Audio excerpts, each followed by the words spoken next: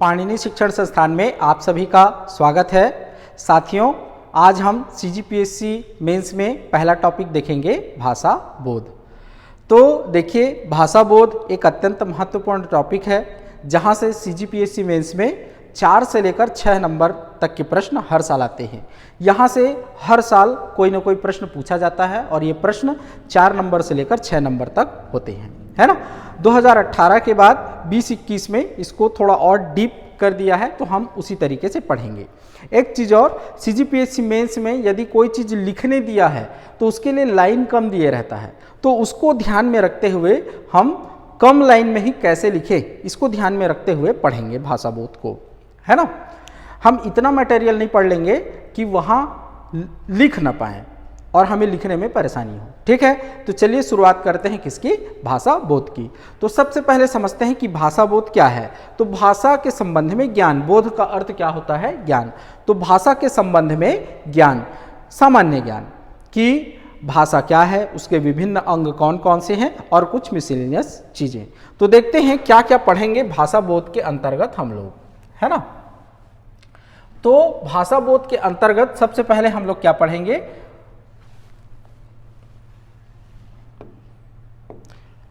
भाषा बोध के अंतर्गत भाषा के विभिन्न अंग जैसे वर्ण, ध्वनि, शब्द, लिपि आदि को पढ़ेंगे। भाषा के विविध रूप और प्रकार जैसे भाषा, बोली, उपभाषा, संपर्क भाषा, राजभाषा इत्यादि का अध्ययन किया जाता है। तो भाषा बोध में इन सब चीजों को हमको क्या करना है, पढ़ना है ना। तो चलिए सबसे पहला टॉपिक हम शुरुआत करते हैं किससे, वर्ण से। पहला टॉपिक हमारा क्या है, वर्ण है, ठीक है। तो हम किससे शुरुआत करते हैं, वर्ण से। तो समझते हैं सबसे पहले वर्ण कहते किसे हैं, ठीक है। तो देखिए, आप लोग भी जानते हैं, नहीं जानते होंगे तो अभी समझ जाएंगे कि वर्ण का अर्थ क्या है, ध्वनि। वर्ण का अर्थ क्या है, ध्वनि। लेकिन कोई भी ध्वनि को हम वर्ण नहीं कह सकते। पंखे से निकलने वाली ध्वनि को हम वर्ण नहीं कह सकते, या गाय चिल्ला रही है तो उसको हम वर्ण नहीं कह सकते। तो वर्ण कौन सा है, जो मानव मुख से उच्चरित ध्वनि है वह वर्ण है। लेकिन मानव मुख से उच्चरित ध्वनि भी कई प्रकार की हो सकती है ना। जैसे मैं सीटी बजा दूं, है ना, तो ये वर्ण नहीं है, तो उसको कैसा होना चाहिए, सार्थक होना चाहिए, ठीक है। तो सीटी बजाना वर्ण नहीं है, तो मानव मुख से निकली हुई सार्थक ध्वनि वर्ण है। लेकिन सार्थक ध्वनि में भी कई तरह की ध्वनियां हैं। जैसे मैं क्या लिख दूं, राम, तो पूरा राम एक क्या है, ध्वनि है। राम पूरा क्या है, एक ध्वनि है। तो ये राम वर्ण है क्या, नहीं है। तो अगला हमारा पॉइंट आता है सबसे छोटी ध्वनि, जिससे और छोटा हम उच्चारण नहीं कर सकते। उस सबसे छोटी ध्वनि को हम क्या कहते हैं, वर्ण कहते हैं, या उसके प्रतीक को वर्ण कहते हैं। पहले ये समझते हैं कि सबसे छोटी ध्वनि को हम वर्ण कहते हैं, बाद में प्रतीक वाले में आएंगे, है ना। तो फाइनली मैंने क्या कहा कि मानव मुख से उच्चरित, मानव मुख से निकली हुई, है ना, उच्चरित मतलब निकली हुई। तो मानव मुख से निकली हुई सार्थक ध्वनि, कैसी ध्वनि, सार्थक ध्वनि, सीटी वगैरह नहीं, सार्थक ध्वनि जो सबसे छोटी हो, जिसको और हम छोटा ना कर सकें, मतलब उससे छोटे का उच्चारण ना कर सकें, तो वो सबसे छोटी ध्वनि को हम क्या कहते हैं, वर्ण कहते हैं। जैसे देखते हैं, इसी राम को हम छोटी छोटी ध्वनियों र, आ, म और अ में विभक्त कर सकते हैं, है ना। र, आ, म, अ। र से कम उच्चारण हम नहीं कर सकते, यही सबसे छोटी ध्वनि है। आ से कम उच्चारण हम नहीं कर सकते, यही सबसे छोटी ध्वनि है। म से कम उच्चारण हम नहीं कर सकते, यही सबसे क्या है, छोटी ध्वनि है, ठीक है। तो र, आ, म, अ ये क्या है, सबसे छोटी है, मानव मुख से निकली हुई है और सार्थक है, सीटी वगैरह नहीं है, इसलिए र क्या है, वर्ण है। तो फाइनली हमारी परिभाषा क्या हो जाती है, तो देख लेते हैं। यहां पर लिखा हुआ है, मानव मुख से उच्चरित सबसे छोटी सार्थक ध्वनि, है ना, वर्ण कहलाता है। अभी इसको छोड़ दे रहा हूं, मैं इसको बताऊंगा। वर्ण कहलाता है। उदाहरण, अ, ई, क, ख में हलंत रहेगा, है ना, क और ख में क्या रहेगा, हलंत आदि, अ, ई, क, ख आदि, ठीक है। तो क्या कह रहे हैं, मानव मुख से उच्चरित सबसे छोटी सार्थक ध्वनि वर्ण कहलाता है। तो सबसे छोटी ध्वनि को हम वर्ण कहते हैं, उससे छोटी हम नहीं कर सकते, ठीक है। तो लिखना क्या है आपको, तो इतना ही लिखना है, इतने को ही आप लिख पाएंगे। वर्ण के बारे में और ढेर सारी चीज़ें हमारे पास मटेरियल हो सकती है, लेकिन हम नहीं लिखेंगे क्योंकि वहाँ जगह रहता ही नहीं है। दूसरी बात, जब आपसे किसी चीज़ के बारे में पूछा जाए कि यह क्या है या किसे कहते हैं, तो उसमें उदाहरण देना बहुत ज़रूरी है। तो इसीलिए आप क्या शामिल करें, जब भी कोई उत्तर लिखें, केवल हिंदी में नहीं किसी भी सब्जेक्ट में, तो उदाहरण शामिल करें। उदाहरण जो है आपके उत्तर को प्रभावी बना देता है, ठीक है। बाकी चीज़ें आप बाद में लिख सकते हैं। जैसे क्या लिख सकते हैं उदाहरण के बाद, वर्ण भाषा की सबसे छोटी इकाई है। क्या लिख सकते हैं, वर्ण भाषा की सबसे छोटी इकाई है। लेकिन उससे पहले आपको क्या लिखना होगा, उदाहरण। अब देखते हैं, हमारे पास ये वाला पॉइंट छूट गया है। कौन सा वाला पॉइंट, ये है ना।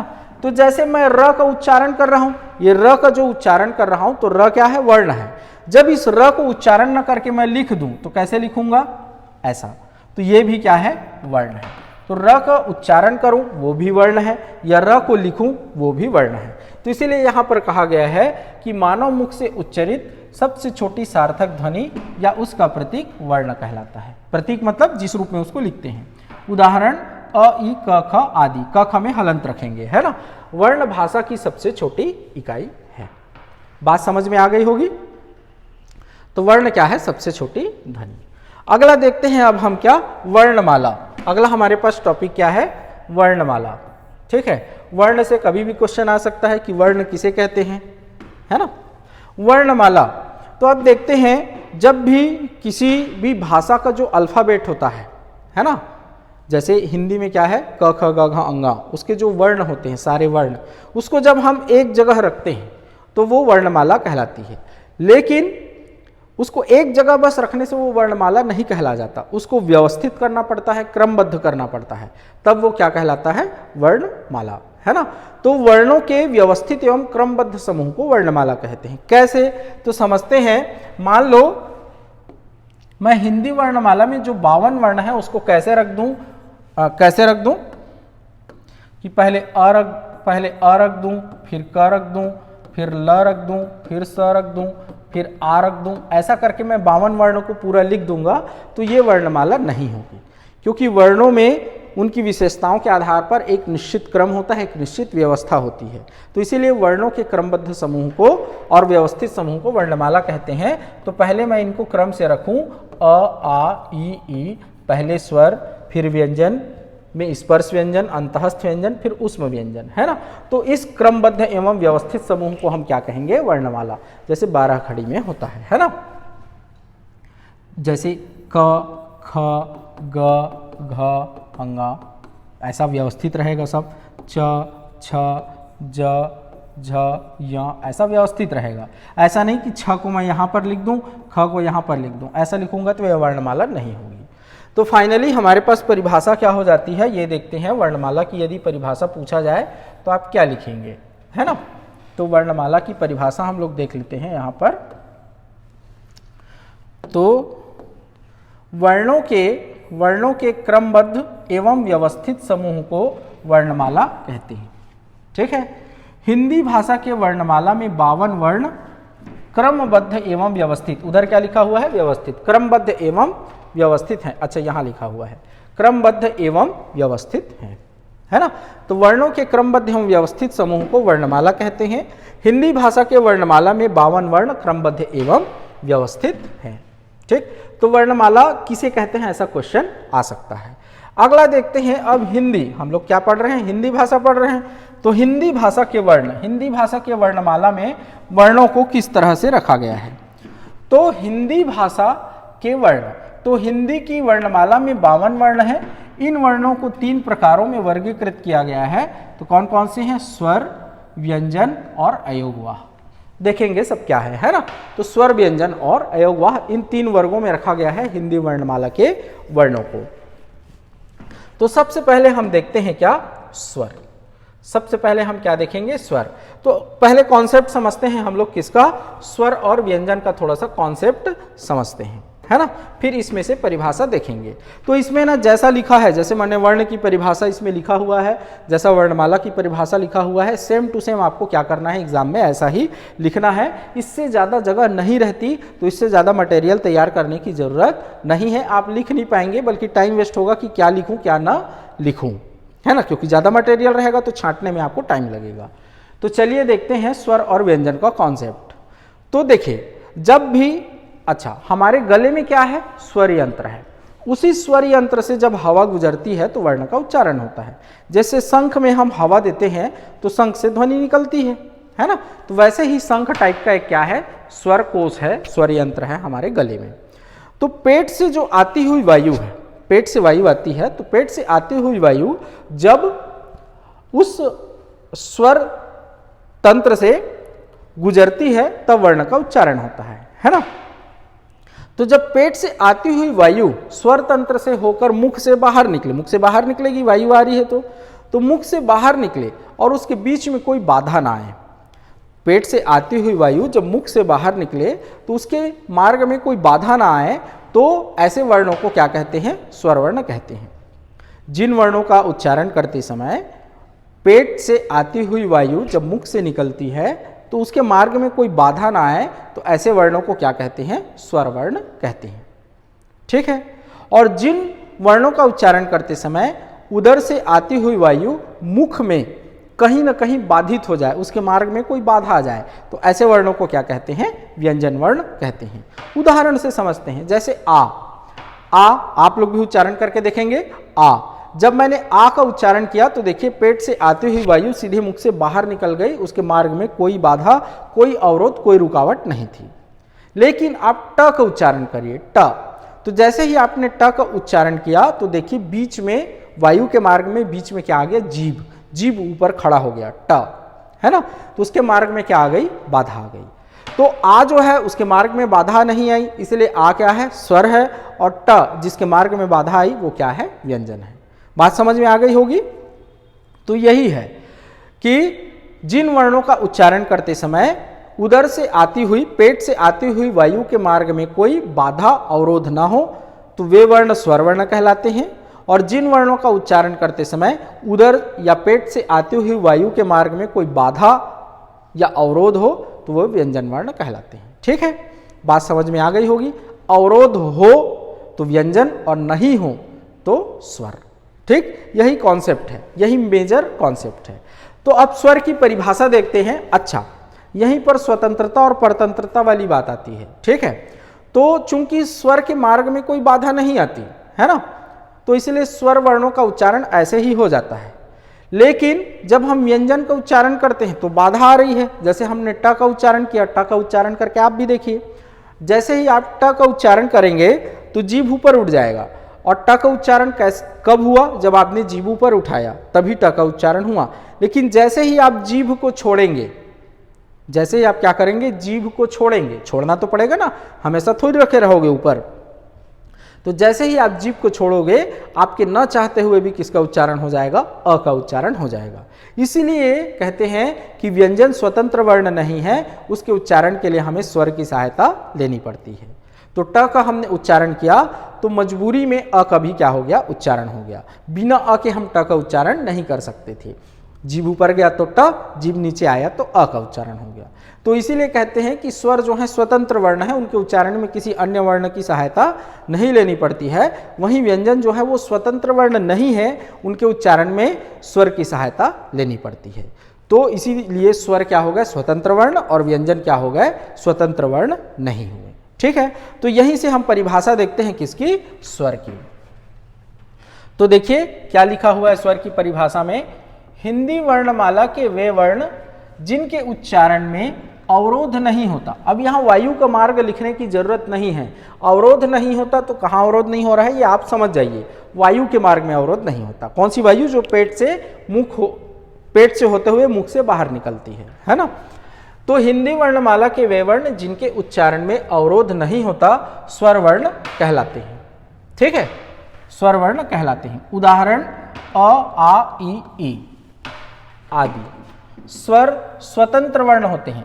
पहले आपको इतनी परिभाषा लिखनी है, फिर उदाहरण लिखना है। इतने में लाइन खत्म हो गया तो बढ़िया है, नहीं हुआ तब आपको इसको लिखना है, लेकिन उदाहरण पहले देना है। इसको लिखने से पहले आपको क्या करना है, उदाहरण देना है ना। तो स्वर जो है स्वतंत्र वर्ण होते हैं, स्वर की संख्या 11 है। ये मिसलेनियस पॉइंट है, इसको आप बाद में लिखेंगे, ये परिभाषा है ना, तो उसको पहले लिखेंगे और उदाहरण देंगे, ठीक है। स्वर की संख्या 11 है, कौन कौन से, तो अ, आ, ई, दीर्घ ई, उ, दीर्घ उ, री, ए, ऐ, ओ और औ। ये 11 स्वर हैं, 1 2 3 4 5 6 7 8 9 10 11, ठीक है। ये 11 क्या है, स्वर है, ठीक। समझ में आ गया होगा स्वर की परिभाषा क्या है, ठीक है। तो चलिए अब देखते हैं, खाली परिभाषा से क्वेश्चन नहीं आता, इसके प्रकार से भी क्वेश्चन आते हैं। तो अगला हम क्या देखेंगे, स्वर के प्रकार।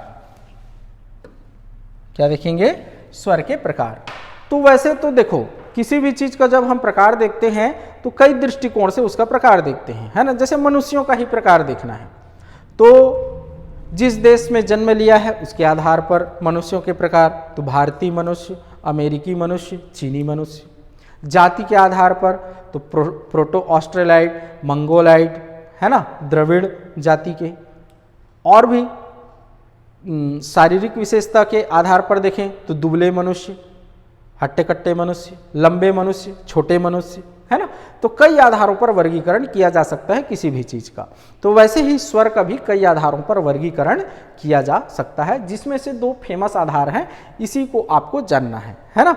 तो आपसे एक तो ऐसा क्वेश्चन आ सकता है क्या कि स्वर के प्रकार लिखिए, तो आप अपने हिसाब से स्वर के प्रकार लिख सकते हैं किसी भी आधार पर। लेकिन आपसे पूछा जा सकता है कि फलाना के आधार पर स्वर के प्रकार लिखिए, तो 2 इंपॉर्टेंट प्रकार हैं, 2 आधार पर इंपॉर्टेंट प्रकार हैं स्वर के, उसको हम देख लेते हैं। तो सबसे पहले देखते हैं क्या, उत्पत्ति की दृष्टि से 2 प्रकार हैं। उत्पत्ति की दृष्टि से कि स्वरों की उत्पत्ति किस तरह से हुई है, इस दृष्टि से स्वर के 2 प्रकार हैं। पहला क्या है, मूल स्वर है, और दूसरा क्या है, संधि स्वर है। तो जो बिना संधि के बने हैं वे मूल स्वर हैं, जो मूल रूप में है, पहले से हैं। तो इसमें कौन कौन आता है, अ, ई, उ और री। कौन कौन से, अ, ई, उ और री, ये 4 मूल स्वर हैं, ठीक है। तो मूल स्वर क्या है, जो बिना संधि के बने हैं। संधि स्वर, संधि स्वर क्या है, जो मूल स्वरों में परस्पर संधि से बने हैं। तो क्या लिखे हैं, जो परस्पर संधि से बने हैं। तो आ, दीर्घ ई, दीर्घ उ, ए, ऐ, ओ और औ, ये कैसे बने हैं परस्पर संधि से, तो जैसे अ में अ के मिलने से क्या बना है, आ बना है। ई में ई के मिलने से क्या बना है, दीर्घ ई बना है। ऐसे ही बाकी भी परस्पर संधि होने से बने हैं, ये संधि कहलाता है, हम संधि में पढ़ेंगे, है ना। तो इसीलिए स्वर के 2 प्रकार हैं उत्पत्ति की दृष्टि से, एक क्या है, मूल स्वर, और दूसरा क्या है, संधि स्वर। तो मूल स्वर में ये 4 आते हैं और संधि स्वर में ये बचे हुए 7 आते हैं, ठीक है।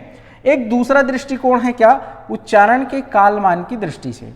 उच्चारण के कालमान की दृष्टि से मतलब जब हम स्वरों का उच्चारण करते हैं तो किस स्वर में कितना समय लगता है, कालमान मतलब काल का मान कितना है, समय कितना है ना। तो उच्चारण में लगने वाले समय के आधार पर पुनः स्वर के 2 प्रकार हैं, एक कहलाता है ह्रस्व स्वर और दूसरा कहलाता है दीर्घ स्वर। एक क्या कहलाता है, ह्रस्व स्वर, और दूसरा कहलाता है दीर्घ स्वर। तो ह्रस्व स्वर क्या है, तो जिनके उच्चारण में सबसे कम समय लगता है, जिनके उच्चारण में सबसे कम समय लगता है। तो अ, ई, उ और री, वही मूल स्वर, 4 मूल स्वर ही 4 क्या हैं, ह्रस्व स्वर हैं। इन्हीं के उच्चारण में सबसे कम समय लगता है, इसीलिए इन्हें ह्रस्व स्वर कहते हैं। ह्रस्व मतलब ह में क्या है, ऐसा रारे खींचा हुआ है ना। जैसे क में ऐसे रारे खींचा रहता है, वैसे ही। दीर्घ स्वर दूसरा क्या है, दीर्घ स्वर, तो जिनके उच्चारण में ह्रस्व स्वर से दुगुना समय लगता है। ह्रस्व स्वर को उच्चारित करने में जितना समय लगता है उससे दुगना समय जिन स्वरों के उच्चारण में लगता है उन्हें क्या कहते हैं, दीर्घ स्वर। तो ये बचे हुए क्या हैं, सारे दीर्घ स्वर हैं। इनके उच्चारण में ह्रस्व स्वर की तुलना में क्या लगता है, दुगना समय लगता है, ठीक है। तो ये 2 आधार हैं, इन 2 आधारों को ध्यान में रखना। यदि आपसे स्वर के प्रकार पूछा जाए और 2 ही लाइन दिया जाए तो आप किसी भी आधार पर स्वर के प्रकार लिख सकते हैं। जैसे उच्चारण के कालमान की दृष्टि से ऐसा करके आप क्या कर दीजिए, ये दोनों को लिख दीजिए। लेकिन 2 ही लाइन रहेगा तो ध्यान रखिएगा, यहाँ तो 3 लाइन हो गया, समझते हैं फिर से, यहाँ क्या हो गया 3 लाइन हो गया, तो आप कहाँ से शुरू कर दीजिए, ये जो 1 नंबर लिखा है उसको यहीं से आप शुरू कर दीजिएगा, है ना, और दूसरा नंबर नीचे लाइन में। तो ऐसे 2 लाइन में ये लिखा जाएगा, लिखने का तरीका भी आना चाहिए, है ना। ठीक है, जगह ना रहे तो इसको लिखने की जरूरत नहीं है, केवल नाम लिखिए और ये, इसको भी लिखने की जरूरत नहीं है, केवल नाम लिखिए और ये लिखना है आपको, जगह के हिसाब से काम लेना है। ठीक है, लेकिन आपको किसी विशेष दृष्टि से पूछा जाए कि उच्चारण के कालमान की दृष्टि से स्वर के प्रकार लिखे या उत्पत्ति की दृष्टि से स्वर के प्रकार लिखे, तो आपको अलग से लिखना पड़ेगा। ठीक है, इसके अलावा भी कई प्रकार होते हैं, जैसे जीभ पर लगने वाले बल के आधार पर, अली जिह्वा की स्थिति के आधार पर, मुख विवर की आकृति के आधार पर, ओष्ठ की आकृति के आधार पर। तो ये सब हमारे काम का नहीं है, इसको आप मेंस में नहीं पूछा जाता है, ऑब्जेक्टिव एग्जाम का है ना। तो इतना ध्यान रखना है आपको। बस एक चीज और ध्यान रखना है, ये 4 को अलग से और ध्यान रखना है। ठीक है, देखते हैं क्यों ध्यान रखना है इसको। तो देखो, दीर्घ स्वर में हमने क्या देखा, संधि स्वर में क्या क्या होता है, एक है आ, एक है ई, एक है उ, ए, ऐ, ओ और औ। ये दीर्घ है, दीर्घ स्वर है। एक ह्रस्व स्वर होता है, एक दीर्घ स्वर होता है ना। तो ये आ कैसे बना है, तो अ में अ के मिलने से। ई कैसे बना है, तो ई में ई के मिलने से। उ कैसे बना है, तो उ में उ के मिलने से। तो सेम टू सेम के मिलने से ये बने हैं। लेकिन ये ए कैसे बना है, तो अ में ई के मिलने से, ये अ में ए के मिलने से, ये अ में उ के मिलने से, और ये अ में ओ के मिलने से। तो ये अलग अलग के मिलने से बने हैं। इसीलिए इनको, इन चारों को क्या कहते हैं, संयुक्त स्वर कहते हैं, क्योंकि यहाँ पर 2 तरह के स्वर संयुक्त होते हैं। तो इसको क्या कहते हैं, इन चारों को संयुक्त स्वर। तो ऐसा क्वेश्चन आ सकता है कि संयुक्त स्वर कौन कौन से हैं, लिखिए। संयुक्त स्वरों की संख्या लिखिए। तो संयुक्त स्वर 4 हैं, ए, ऐ, ओ और औ, ऐसा आपको लिखना होगा। ठीक है, तो इसको अलग से संयुक्त स्वर कहते हैं, ये आपको ध्यान में रखना है। बात क्लियर है? चलिए देखते हैं। अब देखते हैं हम क्या, व्यंजन। तो अगला हम किस में आ जाते हैं, व्यंजन में आ जाते हैं। तो मैंने परिभाषा तो आप लोगों को बता ही दिया है, दोनों में अंतर, कि जिन वर्णों का उच्चारण करते समय अवरोध नहीं होता वो स्वर हैं, और जिन वर्णों का उच्चारण करते समय वायु के मार्ग में अवरोध होता है वो व्यंजन है। तो फिर परिभाषा वही है, वैसा ही लिखना है, परिभाषा लिखना है, उदाहरण देना है। फिर मिसलेनियस पॉइंट। तो हिंदी वर्णमाला के वे वर्ण जिनके उच्चारण में अवरोध होता है व्यंजन वर्ण कहलाते हैं। हिंदी वर्णमाला के वे वर्ण जिनके उच्चारण में अवरोध होता है व्यंजन वर्ण कहलाते हैं, है ना। इनका उच्चारण स्वतंत्र रूप से नहीं होता बल्कि स्वरों की सहायता से होता है।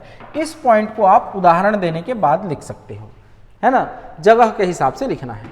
तो पहले उदाहरण दे देना है, उदाहरण क, ख, ल, स आदि। ठीक है, तो वो जो 11 स्वर देखे उसके अलावा बाकी सारे क्या हैं, व्यंजन। तो कोई भी उदाहरण आप दे सकते हो।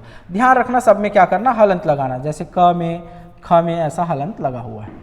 बात क्लियर है? ठीक है, तो फिर इसको लिख सकते हो, इनका उच्चारण स्वतंत्र रूप से नहीं होता बल्कि स्वरों की सहायता से होता है। हमने देखा ना, जैसे हमने ट का उच्चारण किया तो ट का उच्चारण करते समय मजबूरी में अ का भी उच्चारण हुआ, तो बिना अ के उच्चारण के हम ट का उच्चारण नहीं कर सकते। इसीलिए कहा गया है इनका उच्चारण स्वतंत्र रूप से नहीं होता बल्कि स्वरों की सहायता से होता है। ठीक है, अब देखते हैं व्यंजन के प्रकार। तो वैसे व्यंजन के प्रकार को भी हम कई आधारों पर बांट सकते हैं, लेकिन एक सामान्य रूप से यदि पूछा जाए व्यंजन के प्रकार लिखिए तो आपको 3 प्रकार लिखना है। ये किसी आधार पर नहीं है, इसको सीधा बांट दिया गया है ना। तो स्पर्श व्यंजन, 3 तरह के व्यंजन होते हैं, पहले देख लेते हैं। एक होता है स्पर्श व्यंजन, दूसरा होता है अंतःस्थ व्यंजन, तीसरा होता है उष्म व्यंजन, है ना। स्पर्श व्यंजन क्यों कहते हैं स्पर्श व्यंजन, ये सब वैसे तो जान सकते हैं, आपको बता भी सकता हूं मैं, लेकिन हमारे काम का नहीं है। आप सीधा से जानिए कौन कौन से स्पर्श व्यंजन है, कौन कौन से अंतःस्थ व्यंजन है और कौन कौन से उष्म व्यंजन है। कभी भी आपसे परिभाषा नहीं पूछा जाएगा कि स्पर्श व्यंजन किसे कहते हैं, अंतःस्थ व्यंजन किसे कहते हैं, उष्म व्यंजन किसे कहते हैं। तो सीधा सीधा आप क्या करिए, तीनों का नाम बस जानिए और कौन कौन से हैं ये जानिए, क्योंकि ऐसा क्वेश्चन आ सकता है कि स्पर्श व्यंजन कौन कौन से हैं लिखिए, है ना। तो स्पर्श व्यंजन 25 हैं, इनको 5 वर्गों में रखा गया है। क, ख, ग, घ, अंगा, क, ख, ग, घ, अंगा। सब में हलंत लगाना है। च, छ, ज, झ, या, ट, ठ, ड, ढ, ण, त, थ, द, ध, न और प, फ, ब, भ, म। ठीक है, प, फ, ब, भ, म। तो ये 25, ये क्या कहलाता, ये 25 हैं। 5 इसमें, 5 इसमें, 5 इसमें, ऐसा करके 1 2 3 4 5, 5 पंचे 25। ठीक है, तो देखिए एक चीज जानना जरूरी है कि कहाँ से कैसा क्वेश्चन आता है। मतलब यदि इसी को ऑब्जेक्टिव टाइप पढ़ें तो इससे कैसे क्वेश्चन बन सकता है, और इसी को यदि डिस्क्रिप्टिव टाइप से पढ़ें, मतलब मेंस के लिए पढ़ें, तो कैसे क्वेश्चन आता है, ये बहुत जरूरी है जानना। नहीं तो गधे जैसे पढ़ते रहेंगे तो सिलेक्शन कभी भी नहीं होगा, क्योंकि हम पढ़ क्वेश्चन कुछ और निकाल रहे हैं, क्वेश्चन कुछ और आ रहा है ना। तो हमको क्वेश्चन निकालने आना चाहिए कि मेंस में कैसे क्वेश्चन आ सकते हैं। भाई मान लो आप किसी युद्ध कला को सीख रहे हो, लेकिन आप नहीं जान रहे हो कि सामने वाला कैसे कैसे वार कर सकता है। जो दुश्मन है, मेरे आसपास पड़ोसी हैं, जो बगल में है, इधर हैं, सामने हैं, पीछे हैं, मतलब मेरे राज्य के अगल बगल, सामने और पीछे जो पड़ोसी हैं, वो किस तरह की युद्ध नीति अपनाते हैं, किस तरह से युद्ध करते हैं, आप जान ही नहीं रहे हैं, है ना। तो आप कितनी भी उस युद्ध कला का प्रैक्टिस करें, आप उनको हरा नहीं पाएंगे।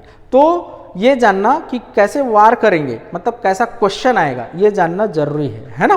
तभी युद्ध कला आप अच्छे से सीख सकते हैं और उस युद्ध कला का सही प्रयोग कर सकते हैं। ठीक, तो जानना है कि कैसे क्वेश्चन आ सकते हैं। अनर्गल क्वेश्चन पर बिल्कुल ध्यान नहीं देना है, जो ऑब्जेक्टिव टाइप में पूछा जाता है। ठीक, तो स्पर्श व्यंजन यही 25 हैं। ये पूछा जा सकता है कि स्पर्श व्यंजनों की संख्या कितनी है, तो 25 है। स्पर्श व्यंजन कौन कौन से हैं लिखिए, तो लिख सकते हैं। स्पर्श व्यंजन को और क्या कहते हैं, एक नाम दिया गया है, क्या, वर्गीय व्यंजन। वर्गीय व्यंजन इसलिए कहते हैं क्योंकि इनको 5 वर्गों में रखा गया है। ये क वर्ग कहलाता है, ये च वर्ग, ये ट वर्ग, ये त वर्ग और ये प वर्ग। ठीक है, ठीक, समझ गए होंगे। बस इतना ही जानना है अभी फिलहाल, मैं और बताऊंगा। अच्छा, एक चीज ध्यान रखना है, अच्छा बाद में बताऊंगा, चलो उसको, है ना। अब आगे आते हैं, ये हो गया स्पर्श व्यंजन। अगला हम देखते हैं अंतःस्थ व्यंजन। अगला हम क्या देख रहे हैं, अंतःस्थ व्यंजन। तो य, र, ल और व, इसको क्या कहते हैं, अंतःस्थ व्यंजन कहते हैं। इन्हें अर्ध स्वर भी कहा जाता है। एक और नाम क्या है, अर्ध स्वर। तो अर्ध स्वर कौन कौन से हैं लिखिए, तो इसी को लिखना है। अंतःस्थ व्यंजन कौन से हैं लिखिए, तो इसी को लिखना है। वैसे ऐसा क्वेश्चन नहीं आएगा, अंतःस्थ व्यंजन कौन से हैं लिखिए, ऐसा आ सकता है, लेकिन उसकी भी संभावना कम है। अगला देखते हैं ऊष्म व्यंजन। तो कौन कौन से हैं, स, स और ह। ये क्या है, 4 ऊष्म व्यंजन है। ठीक है, तो इस तरह से हमने देख लिया, क्या, व्यंजन के प्रकार देख लिया हम लोगों ने। ठीक है, इसके अलावा कुछ और व्यंजन है, उसको भी हम देख लेते हैं। तो देखो 25 हमने क्या देखा, अच्छा लास्ट में बताऊंगा, मैं इसको लास्ट में बताता हूं, है ना। अगला देखते हैं चौथा। ये प्रकार नहीं है, यदि आपसे पूछा जाए व्यंजन के प्रकार लिखिए, तो आपको इसी तीनों तक लिखना है। मैं चौथा अलग से बता रहा हूं, है ना। तो इसको क्या कहते हैं, संयुक्त व्यंजन। संयुक्त व्यंजन 4 है। कौन कौन से, क्ष, त्र, ज्ञ और स्र। क्ष किससे बना है, क और स से। 2 से बना है, इसलिए इनको क्या कहते हैं, 2 व्यंजनों से बना है, संयुक्त व्यंजन कहते हैं। पूछा जा सकता है संयुक्त व्यंजन की संख्या कितनी है, लिखिए। तो संयुक्त व्यंजन की संख्या 4 है, ये है, ऐसा करके आपको लिखना होगा। ठीक है, यदि आपसे पूछा जाए, जितना पूछा जाएगा उतना ही लिखना है। यदि आपसे पूछा जाए क्या कि संयुक्त व्यंजन कौन कौन से हैं लिखिए, तो आपको केवल छ, त्र, ज्ञ, स्र लिखना है। छ के बाद क धन स, ऐसा नहीं लिखना है, ये टाइम वेस्ट है ना। लैंग्वेज में टाइम कम पड़ जाता है, इसलिए टाइम बहुत बचाना है। यहाँ आप बहुत अच्छा लिखने के चक्कर में यदि टाइम वेस्ट कर देंगे तो लास्ट में आपके लिए टाइम नहीं बचेगा और ज़बरदस्ती उधर के क्वेश्चन छूटेंगे और आपका नंबर कटेगा। इसलिए जितना पूछा जाए उतना ही उत्तर देना है, अपने से एक्स्ट्रा उत्तर नहीं देना है। ठीक है, आगे मैं और बताते जाऊंगा कि कैसे उत्तर देना है, कितना उत्तर देना है। त्र किससे बना है? त और र से बना है ना। ऐसा इसमें हलंत खींच दे रहे हैं हम लोग, है ना। ठीक है, ज्ञ किससे बना है? तो ज और य से बना है। स्र किससे बना है? तो स और र से बना है।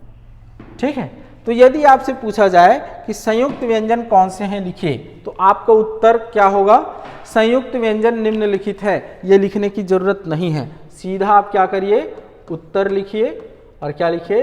क्ष, त्र, ज्ञ और स्र। तो जो बहुत ज़्यादा बढ़िया तरीके सजा धजा के लिखेगा कि संयुक्त व्यंजन निम्नलिखित हैं, छ बराबर क धन सा, उसको भी 1 नंबर मिलेगा, या आधा नंबर का है तो आधा नंबर मिलेगा और आपको भी आधा ही नंबर मिलेगा। ये गणित जैसा है ना। तो इसीलिए ज़बरदस्ती टाइम वेस्ट नहीं करना है सजाने धजाने में, जितना पूछा जाए उतना ही लिखना है, क्योंकि लास्ट में समय कम पड़ेगा। ठीक है, बात समझ में आई क्या कह रहा हूं मैं? तो ये 4 क्या है? संयुक्त व्यंजन। इसके अलावा देखते हैं और भी होता है। फिर अगला है 5वां हम देखते हैं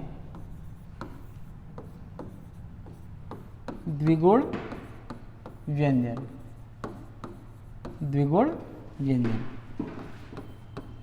तो ड़ और ढ़, सड़क वाला है ना, सड़क और गढ़ वाला। ठीक है, तो ये क्या है? द्विगुण व्यंजन है।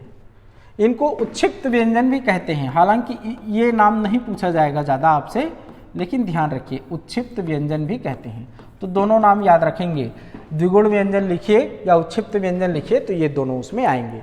अच्छा, संयुक्त व्यंजन में आपसे और क्या पूछा जा सकता है कि छ किन वर्णों से मिलकर बना है ना। तो आपको लिखना है उत्तर में, वहाँ लिख सकते हैं क्या? क्ष बराबर क धन स, ऐसा लिख सकते हैं। यदि इधर हलंत दिया तो इसमें भी हलंत आएगा, यदि इसको बिना हलंत के दिया तो आपको कैसे लिखना है? क में हलंत लगाना है और स में हलंत नहीं लगाना है। ऐसा लिखा है, इसका मतलब ये क्या है? क धन स धन अ। ठीक है, ऐसा है। ठीक, तो ध्यान रखना है, क धन स ऐसा लिखना है आपको, या ऐसा लिखना है जैसा पूछा जाए। ठीक, अ मत लिख देना है ना, नहीं तो गलत कर देगा, क्योंकि उसको नहीं मालूम है, वो तो अंधाधुंध चेक करेगा, तो वो यही देखना चाहेगा बस। अ लिखे तो गलत कर देगा, तो आप ऐसा लिखें, यदि ऐसा दिया है तो ऐसा दिया है तो ऐसा लिखें। ठीक है, ऐसे ही सारे संयुक्त व्यंजन को पूछा जा सकता है। ठीक है, चलिए आगे और व्यंजन के प्रकार देखेंगे, कुछ आधारों पर वहाँ से भी क्वेश्चन आ सकते हैं, लेकिन आज की क्लास में इतना ही। ठीक।